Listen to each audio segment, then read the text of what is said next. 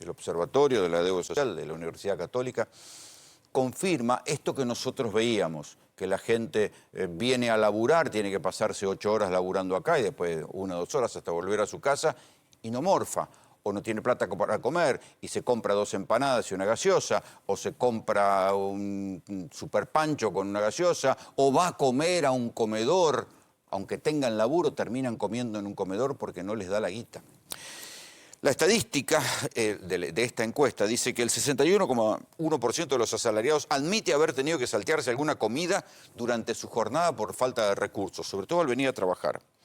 Un 47% lo hace de manera ocasional y un 14,2% de manera dramática. Entonces, o se saltean la comida cuando vienen a laburar, o dejan de comer, o directamente comen comida chatarra, porque no les da la plata para esto. Todos estos síntomas de malestar social tienen que ver con la caída del presidente Javier Milei en las encuestas, tiene que ver con la caída de Milei en las encuestas, que 4 encuestadoras vieron, nosotros la anticipamos acá el domingo pasado, la anticiparon Sheila Wilkel y Raúl Timerman, tienen que ver con la economía, tiene que ver con la corrupción, tiene que ver con la política. Lo cierto es que el mismo presidente que ganó las elecciones casi por paliza, que llegó a un 50% de imagen positiva inmediatamente después, hoy está en un 37%. Le voy a preguntar esto a Leandro Santoro, diputado legislador por la ciudad y no por la patria. ¿Cómo te va? Bien, Rolo. ¿Qué estás viendo? ¿Vos viste el posteo que hizo hoy Milei? No. Hace un posteo a la tarde de una viñeta, una suerte de caricatura donde un periodista le pregunta: ¿usted está comiendo algo? No como, no como pollo, no como lácteos, no como carne. Y dice que es vegano, no cubano. Sí, lo vi. ¿No? Yo cuando lo vi dije, este hombre no sabe el país que gobierna. Absolutamente desconectado de la realidad. Ahí está. No tomo leche, no como carne, pollo ni huevo. Es vegano, no cubano. Bueno, acá hay que avisarle también al presidente que no es que hay una epidemia de ayuno intermitente, que la gente no come por eso, porque está haciendo ayuno intermitente, no come porque no tiene plata. Y esto parece la Argentina. Esta provocación es más jodida que la promoción de Libra. Esto es más jodido que la promoción de Libra. ¿Sabés por qué? Porque si de verdad vos sos una de las personas que acabamos de ver, que cena un pancho, que come salteado, ni hablar si tenés a tus hijos en esa situación, ves esto y sentís que es una patada en los huevos, Rolo. Es la desconexión total de la realidad. Absoluta. O fingir demencia, o irse a Hungría a debatir sobre esto no conoce. A ver, es peor, es una psicopatía esto. A ver, no podés. Si fuera consciente del país que está gobernando, no haría este chiste. Porque además vos leías los comentarios y la gente que estaba en las redes, todo el mundo le decía, pero vos sos consciente que tu pueblo no puede comer leche, carne, pollo y huevo. La verdad es dolorosísimo, porque además creo que una de las cosas que más afecta al estado de ánimo y a la psicología personal es sentir que el sacrificio personal no vale de nada. Creo que Milei consiguió que un sector de la sociedad compre el discurso del ajuste con la esperanza de que era transitorio. Y esa idea de que el sacrificio es al pedo y que finalmente vos te estás esforzando solamente para que los amigos del poder se llenen de guita. No solo, y que a veces es tu culpa si te va mal. Bueno, porque eso es lo otro. Es tu culpa, porque mirá los industriales, los que dicen, bueno, es su culpa, sí. Le están haciendo mal su negocio. Sí, sí. No, a ver, en los 90 ya lo vivimos, Rolo. La gente en los 90 le decían, usted se tiene que adaptar porque el salto tecnológico no está pensado para usted, así que reconviértase. Pero no se lo decían al industrial, se lo decían al laburante que lo echaban. ¿Viste? Y todo eso generó después una sensación de angustia personal que terminó en la crisis del 2001, porque fue una explosión social, no fue solamente una explosión económica, de gente que estaba desbordada y desesperada porque no encontraba salida. Entonces, a mí me parece que esta gente desconoce la realidad, que la joda de la motosierra en algún punto se le va a terminar viniendo en contra, porque una cosa es que vos pienses que la motosierra va contra la casta, va contra los otros, y otra cosa es que la motosierra la veas en tu vida cotidiana. Y esa es la gran diferencia que yo creo que va a haber en los próximos meses. Algo que empiezan a decir las encuestas es, estos son iguales, estos son más de lo mismo. O sea, que es ellos que habían ganado elecciones diciendo, bueno, nosotros somos diferentes de los políticos, les empieza, a partir del escándalo Adorni, a partir del escándalo Libra, les empieza a caber, el malestar económico se une con esta cosa de que, che, al final están haciendo lo mismo. Y sí. A ver, pero todo es un sinsentido. ¿Vos te acordás, Esper? cárcel o bala a los delincuentes y resulta que lo financiaban los narcos. Sí, es una cosa insólita. Solo en que este país. es que es exactamente. ¿Me entendés? Porque la verdad es que estaban todo el tiempo alardeando de una honestidad no solamente de la cual carecían, sino que era contraria a su forma de vida. Y creo que eso es lo que le cobran a Adorni, incluso. Y Adorni, que decía que todos eran mentirosos y él era el único que decía la verdad, y en menos de 2 semanas le comprobamos 3, 4 mentiras. Y eso creo que es lo que hizo que sea todo tan violento y tan acelerado, el proceso de descomposición del gobierno, donde la gente dice, pará, ya está. A ver, el otro, Sturzenegger, que la mujer vendía curso con el Estado, ellos que no venían a hacer negocio con el Estado. Cierto, los cursos de inglés. No te olvides, que son tantas cosas que te olvidas. ¿Viste? Esper, que estaba financiado por los narcos, y todo siempre diciendo que no, ¿no? El señor Adorni con todos los quilombos que vimos esta semana. Y el propio Milei con... A ver, lo de Milei con Libra. La estación previa de putear a los periodistas. Sí, claro. Sí, bueno, la estación previa. Sí, claro. Pero todo lo que tiene que ver con Libra, además, creo que se empieza a dar un morbo especial, que es al filtrarse algunas conversaciones entre Milei y Novelli, y entre Novelli y sus empleados que le daban instrucciones de cómo pagarle el salario a Milei, etcétera, etcétera, empezás a ver un tipo en su miseria. O sea, y ver un presidente humillado, con esa famosa pregunta, ¿me van a pagar después que salte el quilombo? ¿Viste? Y verlo tan arrastrado frente a un tipo que finalmente lo único que tenía para darle era dinero, sin ser consciente que él ya era presidente de la nación, eso puede provocar, me parece a mí, un impacto doblemente doloroso, porque está la sensación de que el tipo está en cualquiera, pero la confirmación de que no lo va a dar vuelta, de que no está a la altura de las circunstancias, que el cargo le quedó grande. Y cuando la gente toma conciencia que el presidente de la nación no tiene control de la situación, puede pasar cualquier cosa. Fíjate que hay un momento donde al menos están acreditados, a partir del teléfono de Novelli, 2 pagos a Milei, cuando ya Milei era presidente. Estos $2.000 que le daba como influencer o como profesor de su academia de traders, hay 2 pagos por lo menos que son posteriores. Claro. Y eso alguien debería... Ya sé, es una pelotudez frente al escándalo de la criptoestafa, pero es fácil de probar. Sí, claro. O por lo menos es fácil de admitir. Y a Novelli ni siquiera lo citan a declarar. Increíble. Y lo de Davis, cuando lo trata de negro, Sí. niga. Niga. A este niga lo manejo. Niga es como nigeriano, es una forma de decir negro de mierda, digamos, para Sí, estos claro, tipos. despectiva. Despectivo, exactamente. Entonces dice, yo este niga lo controlo. Y ya Milei era presidente de la nación, Rolo. Está bien, pero lo que pasa es que se va armando una tormenta donde vos tenés una situación social de malestar, de gente que no morfa, que tiene que viajar, esta cosa de Florencio Varela, tiene que viajar 3 horas colgado y te empeoran el servicio de trenes. Y a eso, además los bajos salarios, el temor a perder el laburo, y a eso le sumás una crisis política del propio jefe de gabinete que no puede justificar los gastos, del presidente que no habla de un escándalo que lleva directo a él. Y déjame decirte algo que creo que todos intuimos, pero no le estamos poniendo el nombre. Quienes lo defendían hasta hace 5 minutos se empezaron a indignar con Milei. Había un sistema mediático que trataba... ¿Vos también con los periodistas? No, no con los periodistas. Hay un sistema mediático que trataba todo el tiempo de naturalizar y normalizar algunas cosas que para otros periodistas como para vos eran absolutamente injustificables, inadmisibles, ¿no? O por lo menos llamaban la atención. A ver, muchas. Y durante mucho tiempo había todo un dispositivo para naturalizar y normalizar eso.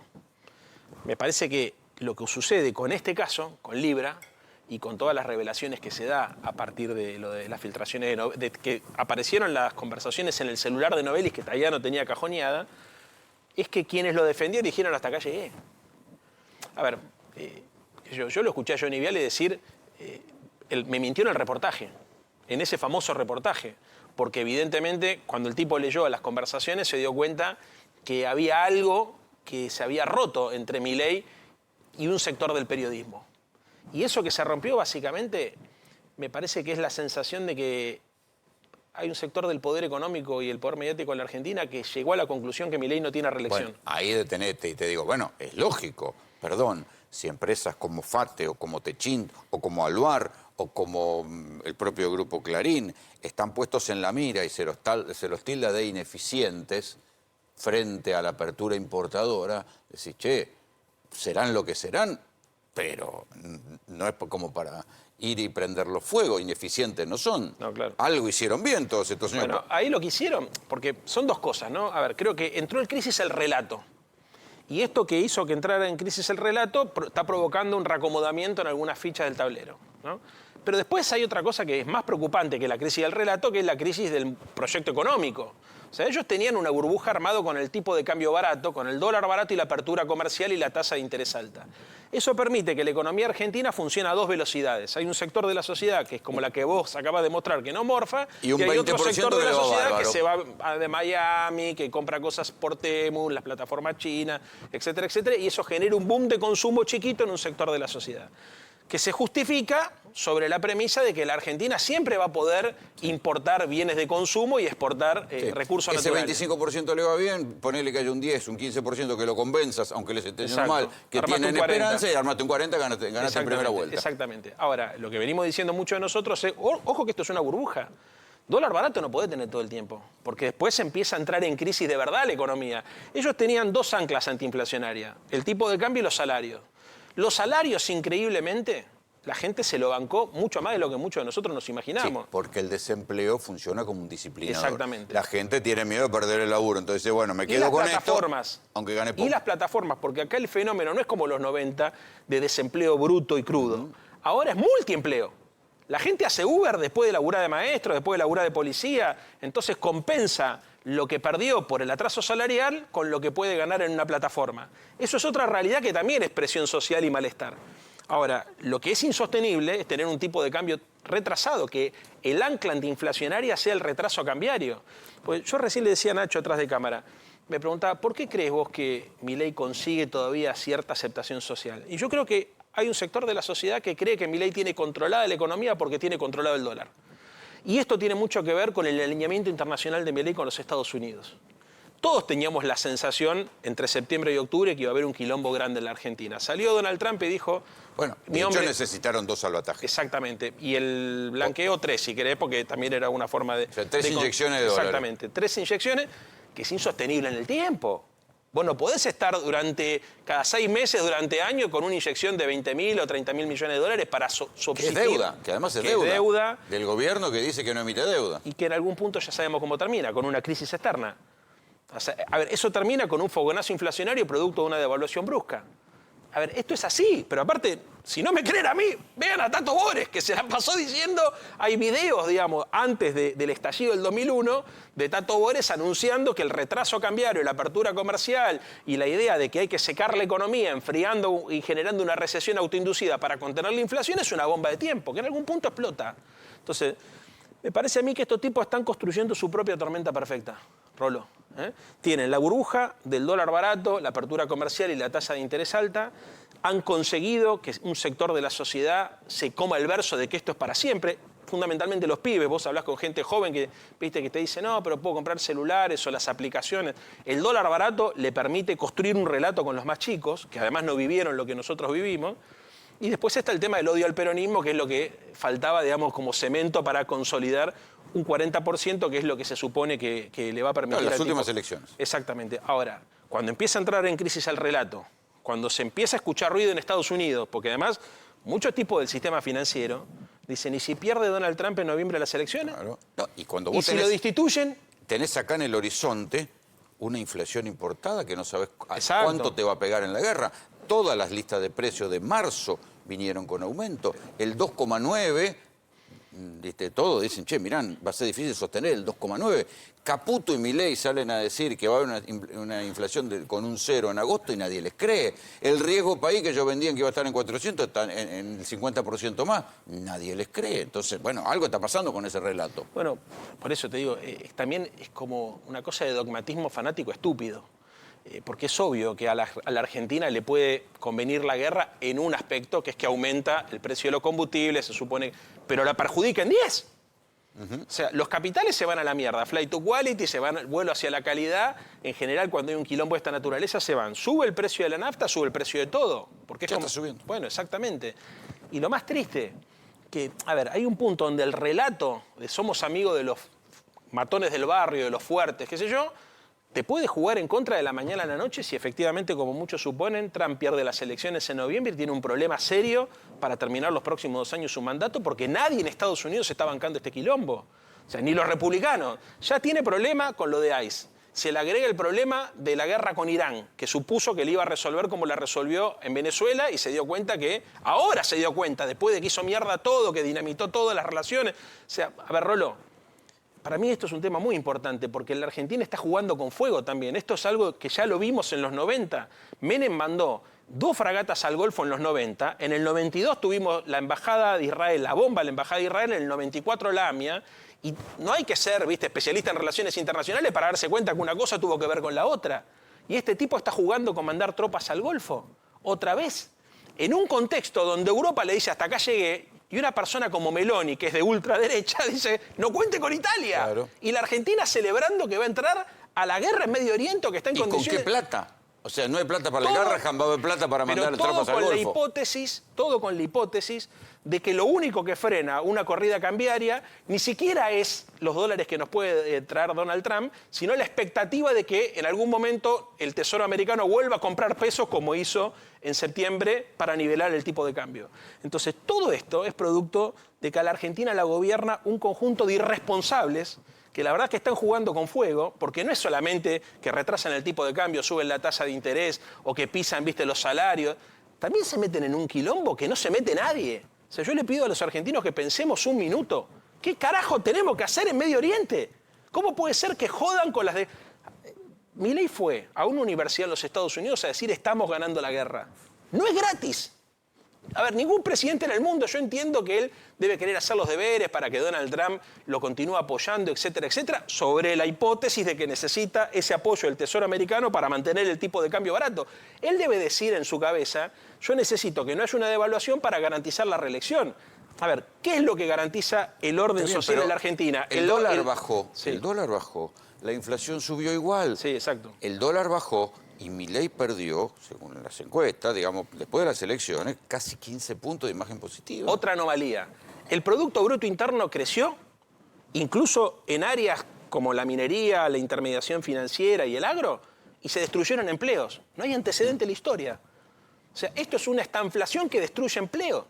Pero es una cosa de loco, porque en general, si no fuera por estos sectores, la economía argentina, y por el rebote del año pasado, la Argentina estaría en un estancamiento.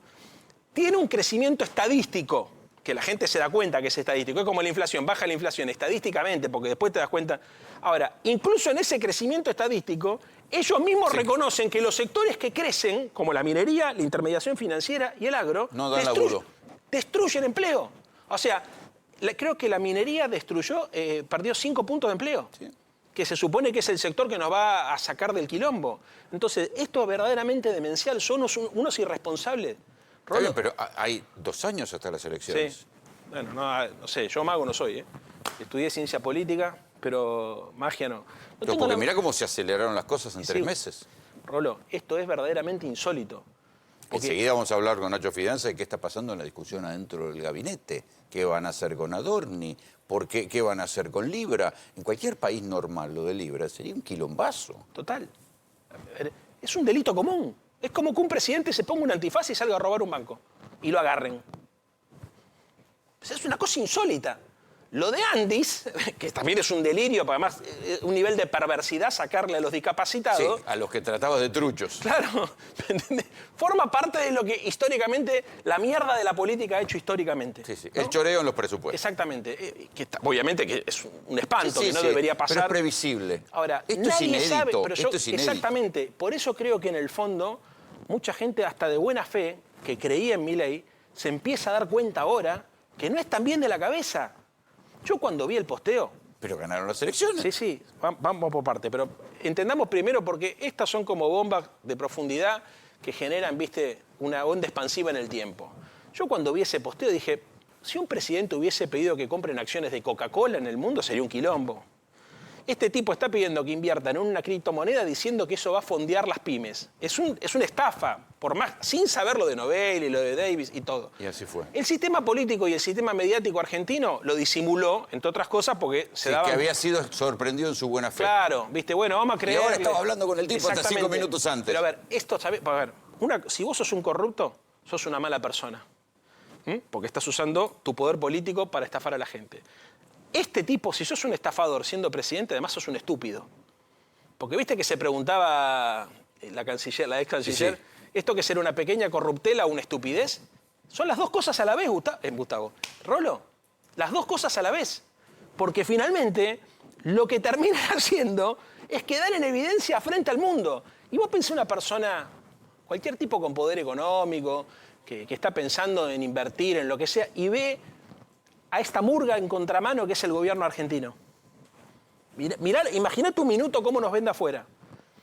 A ver, Adorni es contador. Bueno, escuché el discurso de Milei en Estados Unidos, ofreciendo a la Argentina empresarios, puteando a los empresarios. Es una cosa insólita.